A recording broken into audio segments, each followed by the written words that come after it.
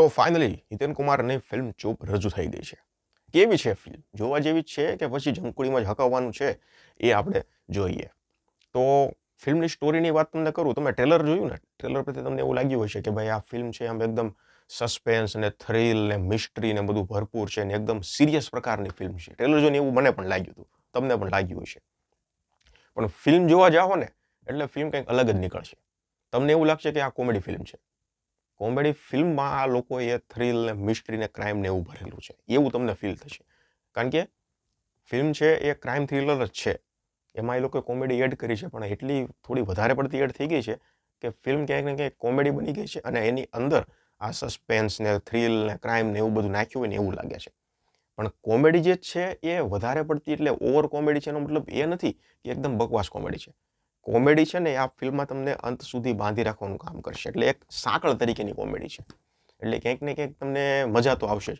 આ અલગ પ્રકારનું કહી શકાય. આપણે ઘણી મિસ્ટ્રી, સસ્પેન્સ, થ્રિલર ફિલ્મ જોઈએ તો એમાં પબ્લિકને સ્ટોરી સાથે છેલ્લે સુધી બાંધી રાખવાનું કામ કોણ કરે? તો કે ભાઈ નાના નાના સસ્પેન્સ, ટ્વિસ્ટ એન્ડ ટર્ન્સ, જે પછી અંતમાં એક મોટું સસ્પેન્સ ખુલે.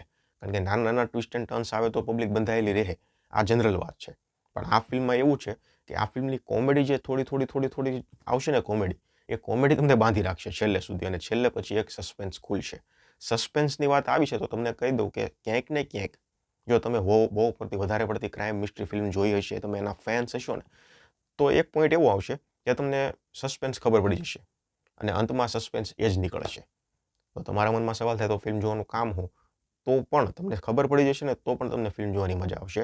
અંત સુધી તમે ફિલ્મ જોવા માટે જશો, બેસશો અને અંતે જ્યારે સસ્પેન્સ ખુલશે ત્યારે તમને એક મેસેજ પણ મળશે.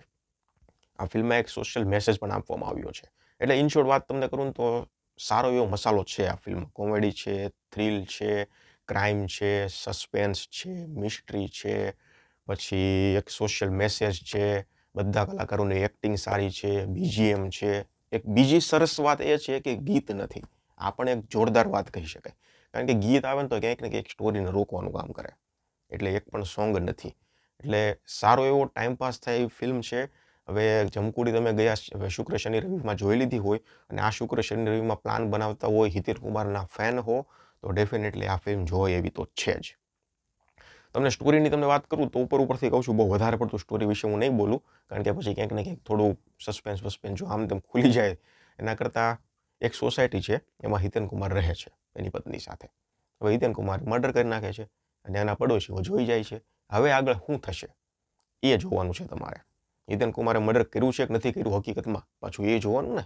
અને મર્ડર કર્યું છે તો શું કામ કર્યું છે એ જોવાનું. આ સીન થઈ ગયો. બીજો સીન એવો હાલે છે કે શહેરમાંથી છોકરીઓ ગાયબ થાય છે. તો ભાઈ એ પોટલા બધા હિતેન કુમાર પર ફૂટે છે કે ભાઈ આ જ વ્યક્તિ ગાયબ કરે છે અને મર્ડર કરે છે બધા એના. એટલે પછી ઇન્વેસ્ટિગેશન થાય છે અને બધું શું થાય છે એ બધું તમને આખી ફિલ્મના જોશો એટલે ખબર પડી જશે. બીજીએમ છે ને એ ફિલ્મનું સારું છે. સીનને મોટા બનાવવાનું કામ કરે છે. મ્યુઝિક તો છે નહીં. પ્રોડક્શન વેલ્યુની વાત કરીએ તો વધારે પડતું ફિલ્મનું શૂટિંગ છે ને એ ઘરમાં થયેલું છે. બીજા પણ એક બે લોકેશન છે એ પ્રોડક્શન વેલ્યુ ફિલ્મની સારી છે, વાંધો નથી. અને એક્ટિંગની વાત કરીએ તો હિતેન કુમાર કરી નાખો હવે. કારણ કે હિતેન કુમારનો રોલ આ ફિલ્મમાં ક્યાંક ને ક્યાંક ખૂબ સારો છે. મજા આવી ગઈ. વર્ષ બાદ હિતેન કુમારનો આ રોલ જોવાની મજા આવી ગઈ. બીજી વસ્તુ મોરલી પટેલને આપણે વધારે પડતા ક્યાં જોયા છે?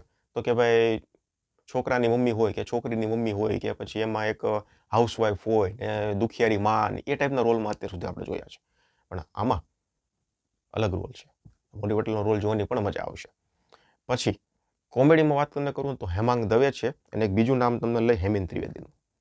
આ બંનેને કોમેડી મળી છે જે પરફેક્ટ રીતે એ લોકોએ રોલ નિભાવેલો છે. ડાયલોગ ડિલિવરી પણ મસ્ત છે. બે જ ફરજિયાત છે ફિલ્મ સાથે. એક તો કોમેડી ક્યાંક ને ક્યાંક મને થોડી વધારે લાગી, જે એટલી બધી જરૂર નહોતી. થોડીક લાઇટ અને હલકી ફુલકી કોમેડી હોત ને તો વધારે મજા આવત. અને બીજું સસ્પેન્સ જે છે ને એ ક્યાંક ને ક્યાંક થોડું પ્રિડિક્ટ થઈ ગયું. હવે હું એમ નથી કહેતો બધાથી પ્રિડિક્ટ થઈ જાય. મારાથી થઈ ગયું હતું કારણ કે મિસ્ટ્રી અને થ્રિલર ફિલ્મો જોવાનો હું ખૂબ શોખીન છું. એટલે બની શકે તમે પણ ખૂબ ફિલ્મો જોઈ હોય ભૂતકાળમાં, તમે શોખીન હો તો પ્રિડિક્ટ થઈ જાય. બાકી પહેલી બીજી વાર તમે ફિલ્મ જોતા હો તો પ્રિડિક્ટ ના પણ થાય. જો પ્રિડિક્ટ ના થાય તો ફિલ્મ જોવાની ખૂબ વધારે મજા આવશે. એટલે બે ફરિયાદો છે. બીજું ફિલ્મ સારી છે, મજા આવશે, ફેમિલી સાથે જોઈ લો, કોઈ વાંધો નથી. પણ ફરિયાદ ત્રીજી મારી હું તમને કહી દઉં હારોહાર કે કદાચ એક અઠવાડિયું ફિલ્મને જો લેટ રિલીઝ કરી હોત ને તો જમકુડીનું કલેક્શન સારું એવું નીકળી જાય. જોકે અત્યારે સારું એવું જ નીકળી ગયું છે, પણ હવે સારું કોમ્પિટિશન થશે બંને ફિલ્મો વચ્ચે, કારણ કે બંને ફિલ્મોનો કોન્ટેન્ટ તો સારો છે. પબ્લિક પાસે ઓપ્શન આવી ગયો ચૂપ જોવી કે પછી જમકુડી જોવી. એટલા માટે ક્યાંક ને ક્યાંક થોડી ફરિયાદ તો છે, પણ વાંધો નહીં. એક વસ્તુ સારી થઈ, ફિલ્મનો કોન્ટેન્ટ સારો નીકળ્યો. અને હવે આશા કરીએ કે આગળ જેટલી પણ ગુજરાતી ફિલ્મો આવે છે એ બધીના કોન્ટેન્ટ સારા હોય, અલગ હોય, મજા આવે એવા હોય. જમકુડી બાદની જે બધી ફિલ્મો છે એ બધીના કોન્ટેન્ટ સારા હોય એવી આશા છે. 3.5 સ્ટાર આપીશું. તમે ઓલરેડી જોઈ લીધી હોય તો મને કમેન્ટ સેક્શનમાં જણાવજો ફિલ્મ કેવી લાગી. ધન્યવાદ.